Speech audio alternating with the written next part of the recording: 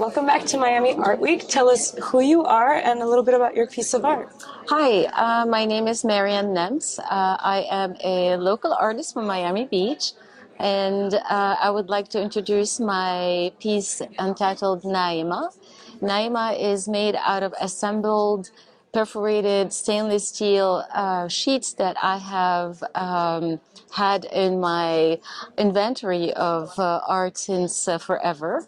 And I decided to put it all together and create a board to actually start as if I was creating my own canvas. So for me, it was about seeing a three-dimensional object that had to come to life so I can start feeling the energy that it was giving me. So it had to have a sort of a relationship. Like we have to develop a relationship with the material that we're working on. And once I had that, I was like, this is not bad, because it was actually multiple pieces put together, about 10, that created a 40 by 40 or 36 by 30, something close by. And but what really intrigued me is really working with the material itself and to bring it to life and to put it in an environment that brings emotions. So for me, it was more about going deeper into the object itself.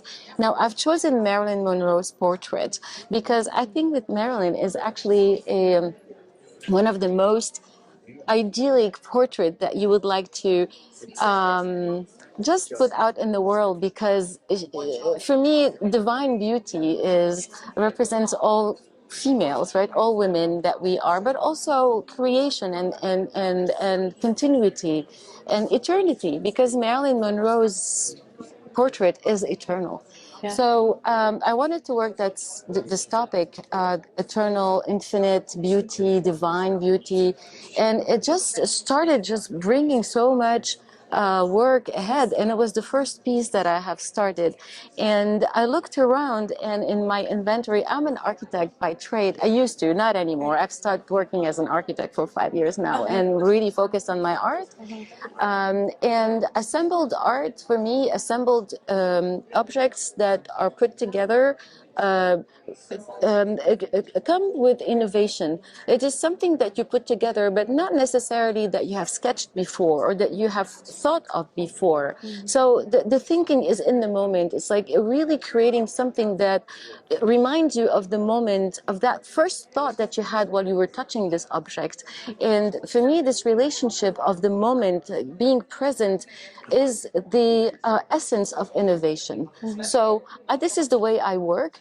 I look at my inventory, I go shop and I see around that things that really attract me, and I don't know why. In the end of the day, you end up by having something that resembles to a tangible object that you can really touch. But when you look further deeper and you see how the artist, not necessarily myself, but all the artists, I'm speaking on behalf of all the artists as well, I believe so, because I know so many of us, we're always looking to innovate. Yes. And in the end, when we're in the moment, we're in the zone.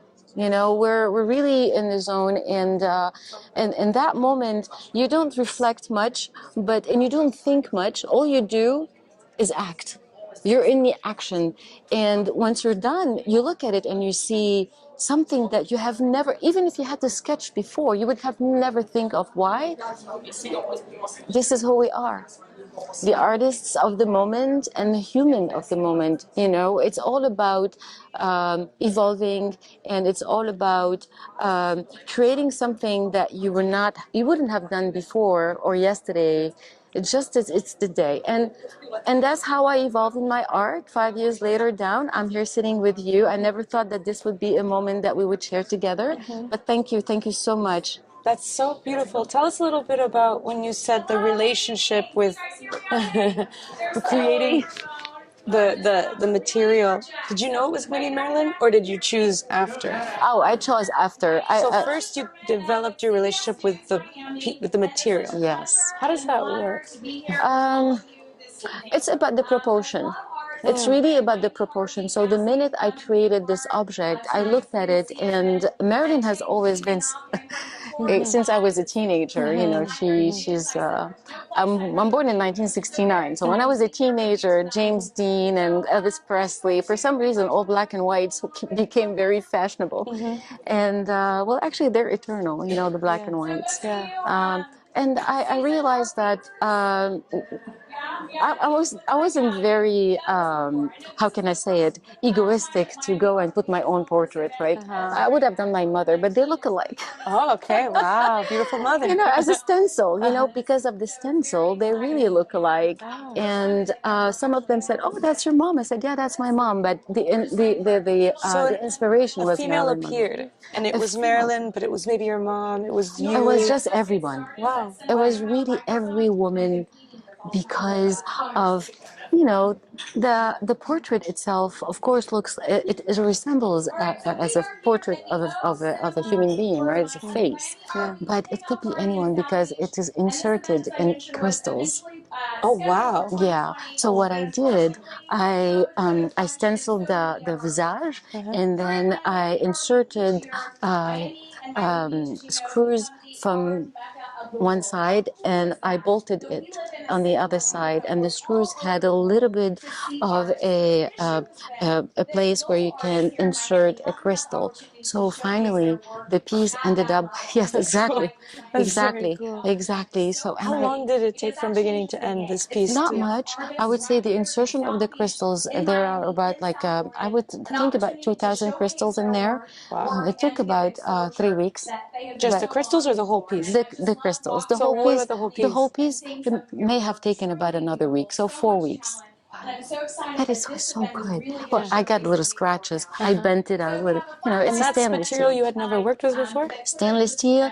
As an architect, I did specify it in a few projects. Okay. So you knew. I like stainless steel. I know the material. No, I know construction material very well, to a point where I wanted to get away from it in the end. So I started painting, doing oils, and my oil paintings, they do have the same structure though. So when you look at a painting, you can see that there is an architectural, because it's in perspective. So I ended up by bringing all what I've learned in my architectural career for about 35 years, and I brought it into the art to just bring some structure, but also when you paint in perspective, you create depth, and when you use the weight of the color, the chromatic colors, it really brings the drawing in 3D. So there is depth, and also it's coming at you depending on how you use the chromatic circle. The dynamic of all of that becomes live. That's cool. And that's what really excites me. Thank you so much for telling us. I can't wait to see your piece. Congratulations on bringing it here. Thank you so much. Thank you. My pleasure.